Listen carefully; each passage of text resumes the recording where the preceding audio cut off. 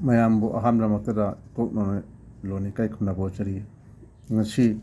ꯑꯔꯤꯕ ꯃꯅꯤꯄꯨꯔꯤ ꯃꯩꯇꯩꯂꯣꯟꯒꯤ ꯋꯥꯍꯟꯊꯣꯛ 28 ꯁꯨꯕ ꯁꯔꯨꯛ ꯑꯗꯨ ꯉꯁꯤ ꯌꯧꯔꯛꯂꯦ꯫ ꯉꯁꯤꯒꯤ ꯑꯣꯏꯅ ꯃꯌꯥꯝꯒꯤ ꯃꯐꯝꯗ ꯈꯨꯗꯣꯜ ꯇꯝꯖꯒꯗꯧꯔꯤꯕ ꯋꯥꯍꯩ 10 ꯑꯗꯨ ꯍꯥꯟꯅ ꯃꯊꯪ ꯃꯅꯥꯎ ꯅꯥꯏꯅ ꯍꯥꯏꯖꯔꯛꯀꯦ꯫ ꯑꯍꯥꯟꯕꯗ ꯉꯁꯤꯒꯤ ꯑꯣꯏꯅ ꯑꯍꯥꯟꯕ ꯋꯥꯍꯩꯗꯨꯅ ꯀꯣꯏꯔꯦꯟ ꯂꯥꯏ꯫ ꯑꯅꯤꯁꯨꯕ ꯋꯥꯍꯩꯗꯨꯅ ꯈꯥꯏꯖꯦꯡ ꯂꯦꯡꯅ ꯇꯤꯟꯕ꯫ ꯑꯍꯨꯝꯁꯨꯕ ꯋꯥꯍꯩꯗꯨꯅ ꯈꯨꯅꯦꯠ꯫ ꯃꯔꯤꯁꯨꯕ ꯋꯥꯍꯩꯗꯨꯅ ꯉꯥꯔꯤꯌꯥꯟ꯫ ꯃꯉꯥꯁꯨꯕ ꯋꯥꯍꯩꯗꯨꯅ ꯆꯕꯦꯠꯅꯕ꯫ ꯇꯔꯨꯛꯁꯨꯕ ꯋꯥꯍꯩꯗꯨꯅ ꯖꯪꯒꯤ꯫ ꯇꯔꯦꯠꯁꯨꯕ ꯋꯥꯍꯩꯗꯨꯅ ꯇꯨꯛ ꯇꯨꯛ꯫ ꯅꯤꯄꯥꯟꯁꯨꯕ ꯋꯥꯍꯩꯗꯨꯅ ꯊꯔꯩ ꯆꯅꯨ꯫ ꯃꯥꯄꯟꯁꯨꯕ ꯋꯥꯍꯩꯗꯨꯅ ꯅꯨꯄꯤ ꯔꯧ ꯆꯦꯟꯕ ꯃꯤ꯫ ꯅꯨꯄꯤꯔꯧ ꯆꯦꯟꯕ ꯃꯤ꯫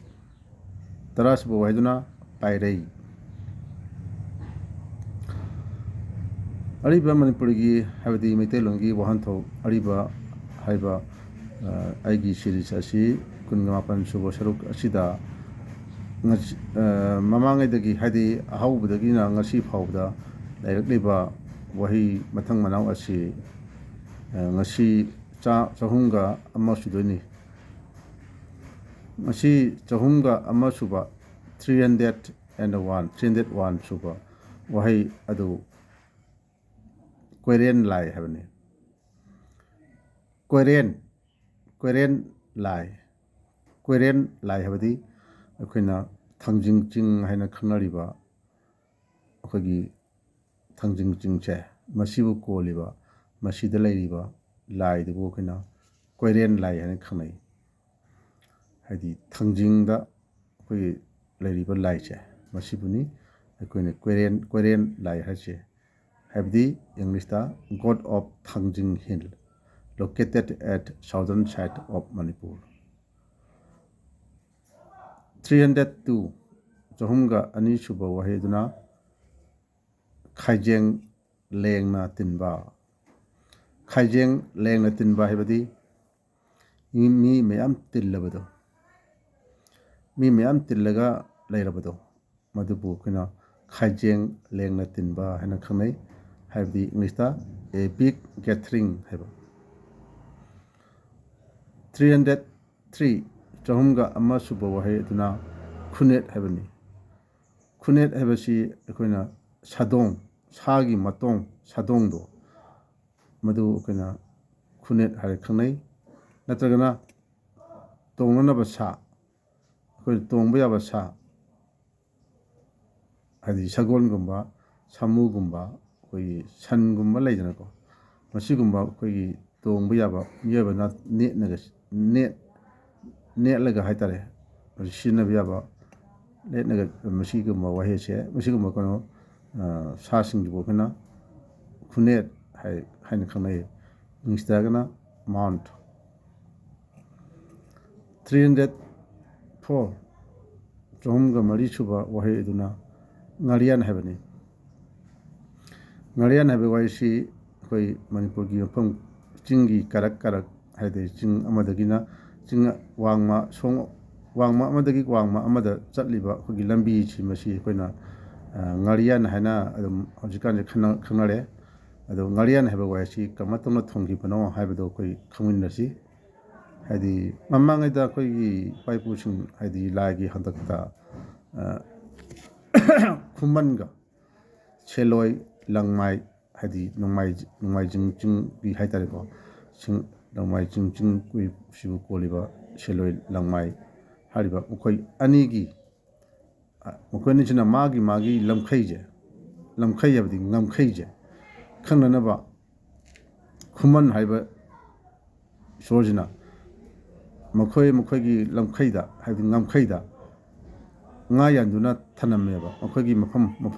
ꯉꯝꯈꯩ ꯈꯪꯅꯅꯕ ꯑꯗꯨꯒꯨꯝꯕ ꯉꯥ ꯌꯥꯟꯗꯨꯅ ꯊꯝꯃꯤꯕ ꯃꯈꯣꯏꯒꯤ ꯖꯒꯥꯅꯤ ꯃꯈꯣꯏꯒꯤ ꯃꯐꯝꯅꯤ ꯍꯥꯏꯅ ꯈꯪꯅꯅꯕ ꯉꯥ ꯌꯥꯟꯗꯨꯅ ꯊꯝꯂꯤꯕ ꯃꯐꯝ ꯑꯗꯨꯕꯨ ꯑꯩꯈꯣꯏꯅ ꯉꯥꯔꯤꯌꯥꯟ ꯍꯥꯏꯅ ꯀꯧꯅꯩ꯫ ꯑꯗꯒꯤ ꯑꯗꯨꯗꯒꯤ ꯁꯨꯝ ꯂꯥꯛꯄꯅꯤꯅ ꯍꯧꯖꯤꯛ ꯐꯥꯎꯕꯗ ꯉꯥꯔꯤꯌꯥꯟ ꯍꯥꯏꯅ ꯑꯗꯨꯝ ꯑꯌꯥꯝꯕ ꯈꯪꯅꯔꯤ ꯍꯥꯏꯗꯤ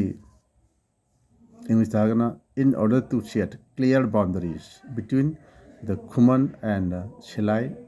Longmai. Khuman kept a fish hanging at their boundaries for which the area came to be known as Ngarian. ꯑꯁꯨꯃꯥꯏꯅ ꯇꯧꯗꯅ ꯉꯥꯔꯤꯌꯥꯟ ꯍꯥꯏꯕꯁꯤ ꯍꯧꯖꯤꯛ ꯐꯥꯎꯕꯗ ꯈꯪꯅꯗꯅ ꯑꯗꯨꯝ ꯂꯥꯛꯂꯤ ꯃꯊꯪ 305 305 ꯁꯨꯕ ꯋꯥꯍꯩ ꯑꯗꯨꯅ ꯆꯕꯦꯠꯅꯕ ꯍꯥꯏꯕꯅꯤ ꯆꯕꯦꯠꯅꯕ ꯍꯥꯏꯕꯗꯤ ꯑꯩꯈꯣꯏꯅ ꯌꯥꯝꯅ ꯊꯣꯠꯄꯁꯤ ꯃꯁꯤ ꯑꯩꯈꯣꯏꯅ ꯆꯕꯦꯠꯅꯕ ꯍꯥꯏꯔ ꯈꯪꯅꯩ ꯍꯥꯏꯗꯤ ꯏꯪꯂꯤꯁ ꯍꯥꯏꯔꯒꯅ ꯁꯣꯞ ꯑꯣꯏꯕ ꯄꯣꯠꯁꯤꯡꯁꯦ ꯃꯁꯤ ꯑꯩꯈꯣꯏꯅ ꯆꯕꯦꯠꯅꯕ ꯌꯥꯝꯅ ꯊꯣꯠꯄ ꯍꯥꯏꯅ ꯈꯪꯅꯩ ꯃꯊꯪ 306 303 ꯁꯨꯕ ꯋꯥꯍꯩ ꯑꯗꯨꯅ ꯖꯪꯒꯤ ꯍꯥꯏꯕꯅꯤ ꯖꯪꯒꯤ ꯍꯥꯏꯕ ꯋꯥꯍꯩ ꯑꯁꯤ ꯍꯧꯖꯤꯛ ꯀꯅꯥꯁꯨ ꯀꯔꯤꯁꯨ ꯁꯤꯖꯤꯟꯅꯗ꯭ꯔꯦ ꯖꯪꯒꯤ ꯍꯥꯏꯕ ꯋꯥꯍꯩꯁꯤ ꯍꯧꯖꯤꯛꯀꯤ ꯃꯇꯝꯁꯤꯗ ꯑꯩꯈꯣꯏꯅ ꯅꯣꯡꯃꯩ ꯍꯥꯏꯅ ꯈꯪꯅꯔꯤꯕ ꯅꯣꯡꯃꯩ ꯑꯦꯅꯤ ꯃꯈꯜ ꯈꯨꯗꯤꯡꯃꯛꯀꯤ ꯅꯣꯡꯃꯩꯗꯣ ꯃꯗꯨ ꯑꯩꯈꯣꯏꯅ ꯖꯪꯒꯤ ꯍꯥꯏꯅ ꯈꯪꯅꯔꯝꯃꯤ ꯑꯗꯨ ꯏꯪꯂꯤꯁꯇ ꯒꯟ 308 307 ꯁꯨꯕ ꯋꯥꯍꯩꯗꯨꯅ ꯇꯨꯛ ꯇꯨꯛ ꯍꯥꯏꯕꯅꯤ ꯇꯨꯛ ꯇꯨꯛ ꯍꯥꯏꯕꯗꯤ ꯑꯩꯈꯣꯏꯒꯤ ꯃꯁꯤ ꯋꯥꯍꯟꯊꯣꯛ ꯑꯅꯤ ꯂꯩ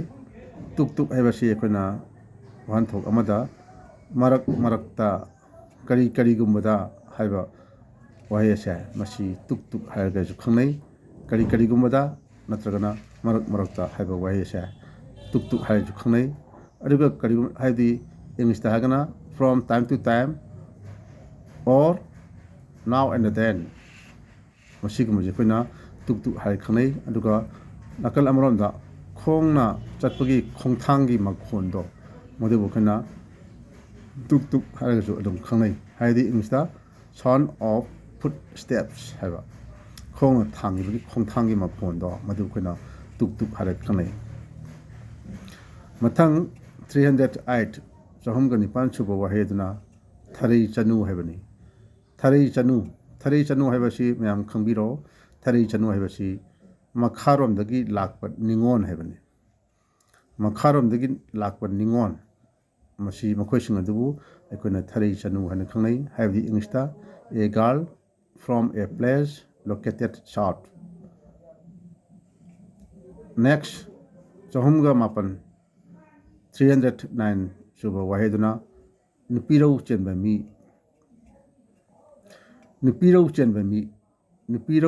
ꯃꯤ ꯍꯥꯏꯕꯗꯤ ꯑꯩꯈꯣꯏꯅ ꯍꯧꯖꯤꯛꯀꯤ ꯃꯇꯝꯗ ꯑꯩꯈꯣꯏꯒꯤ ꯃꯤꯠ ꯌꯥꯝꯅ ꯌꯥꯝꯕ ꯅꯨꯄꯥꯁꯦ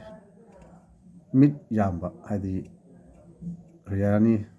ꯅꯨꯄꯤꯒꯁꯤ ꯄꯨꯡꯀꯣꯏꯗ ꯀꯣꯏꯕ ꯄꯥꯈꯪ ꯑꯣꯏꯔꯣ ꯅꯨꯄꯤ ꯊꯤꯔꯕ ꯅꯨꯄꯥꯕꯨ ꯑꯣꯏꯔꯁꯨ ꯍꯧꯖꯤꯛꯀꯤ ꯃꯇꯝꯗ ꯂꯩꯗꯅ ꯁꯤꯒꯨꯝꯕ ꯃꯤꯠ ꯌꯥꯝꯕ ꯅꯨꯄꯥꯁꯦ ꯃꯁꯤ ꯑꯩꯈꯣꯏꯅ ꯅꯨꯄꯤꯔꯧ ꯆꯦꯟꯕ ꯃꯤ ꯍꯥꯏꯅ ꯈꯪꯅꯩ ꯏꯪꯂꯤꯁ ꯍꯥꯏꯔꯒꯅ ꯔꯦꯛ ꯀꯥꯏꯅ ꯍꯥꯏꯕ 310 310 ꯁꯨꯕ ꯋꯥꯍꯩꯗꯨꯅ ꯄꯥꯏꯔꯩ ꯍꯥꯏꯕꯅꯤ ꯄꯥꯏꯔꯩ ꯍꯥꯏꯕ ꯋꯥꯍꯩꯁꯤ ꯃꯌꯥꯝ ꯈꯪꯖꯤꯟꯕꯤꯔꯣ ꯃꯨꯟꯅ ꯇꯥꯁꯤꯟꯕꯤꯌꯨ ꯄꯥꯏꯔꯩ ꯍꯥꯏꯕ ꯋꯥꯍꯩꯁꯤ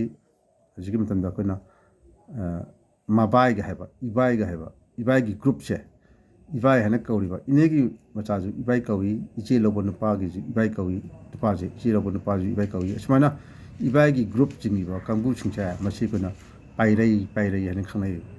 ꯍꯥꯏꯗꯤ ꯏꯪꯂꯤꯁꯇ ꯍꯥꯏꯔꯒꯅ ꯕ꯭ꯔꯗꯔ ꯏꯟ ꯂꯣꯁꯦ ꯃꯁꯤ ꯑꯩꯈꯣꯏꯅ ꯄꯥꯏꯔꯩ ꯍꯥꯏꯅ ꯈꯪꯅꯩ ꯑꯁꯨꯝ ꯇꯧꯗꯅ ꯉꯁꯤꯒꯤ 18 ꯁꯨꯕ ꯁꯔꯨꯛ ꯑꯁꯤꯒꯤ ꯑꯔꯣꯏꯕ ꯁꯔꯨꯛꯁꯤ ꯃꯇꯥꯡ ꯑꯁꯤꯗ ꯉꯁꯤꯒꯤꯗꯤ ꯂꯣꯏꯁꯤꯟꯖꯔꯦ ꯑꯗꯨꯅ ꯃꯊꯪꯒꯤ ꯁꯟꯗꯦꯗ ꯃꯌꯥꯝ ꯑꯃꯨꯛ ꯃꯊꯪꯒꯤ ꯉꯁꯤꯗ 18 ꯁꯨꯔꯦ 30 ꯁꯨꯕ ꯁꯔꯨꯛꯁꯤ ꯉꯥꯏꯃꯤꯟꯅꯁꯤ ꯃꯌꯥꯝ ꯃꯃꯥꯡꯗꯁꯨ ꯍꯟꯅ ꯍꯥꯏꯖꯈ꯭ꯔꯦ ꯑꯁꯤꯒꯨꯝꯕ ꯑꯩꯈꯣꯏꯒꯤ ꯃꯥꯡꯈ꯭ꯔꯕ ꯏꯄꯥ ꯏꯄꯨꯁꯤꯡ ꯀꯌా ꯑꯃꯅ ꯃꯆꯥ ꯑꯩꯈꯣꯏꯒꯤꯗꯃꯛꯇ ꯊꯝꯕꯤꯔꯝꯕ ꯁꯤꯖꯤꯟꯅꯔꯝꯕ ꯋꯥꯍꯩ ꯃꯌꯥꯝꯁꯦ ꯉꯁꯤ ꯑꯩꯈꯣꯏꯒꯤ ꯃꯤꯔꯣꯟꯅ ꯁꯤꯖꯤꯟꯅꯗꯕꯗꯒꯤ ꯂꯣꯏ ꯃꯥꯡꯁꯤꯜꯂꯛꯈ꯭ꯔꯦ ꯍꯥꯏꯇꯥꯔꯦ ꯑꯗꯨꯅ ꯑꯁꯤꯒꯨꯝꯕ ꯃꯌꯥꯝꯁꯤ ꯑꯩꯈꯣꯏꯅ ꯅꯧꯍꯧꯅꯅ ꯑꯃꯨꯛ ꯅꯤꯡꯁꯤꯡꯅꯕꯒꯤꯗꯃꯛꯇ ꯈꯪꯅꯅꯕꯒꯤꯗꯃꯛꯇ ꯇꯨꯡꯗ ꯍꯧꯔꯛꯏꯕ ꯏꯆꯥ ꯏꯁꯨ ꯃꯌꯥꯝꯅꯁꯨ ꯈꯪꯍꯧꯅꯕꯒꯤꯗꯃꯛꯇ ꯍꯥꯏꯔꯤꯕ ꯑꯩꯒꯤ ꯁꯤꯒꯨꯝꯕ ꯄꯔꯤꯡ ꯅꯥꯏꯅ ꯆꯠꯊꯔꯛꯄ ꯁꯤꯔꯤꯁ ꯑꯁꯦ ꯃꯁꯤ ꯃꯌꯥꯝꯅ ꯁꯤꯌꯥꯔ ꯇꯧꯕꯤꯌꯨ ꯍꯥꯏꯕꯁꯦ ꯑꯩꯍꯥꯛ ꯃꯌꯥꯝꯒꯤ ꯃꯐꯝꯗ ꯑꯃꯨꯛ ꯍꯟꯒꯠꯅ ꯍꯥꯏꯖꯔꯤ꯫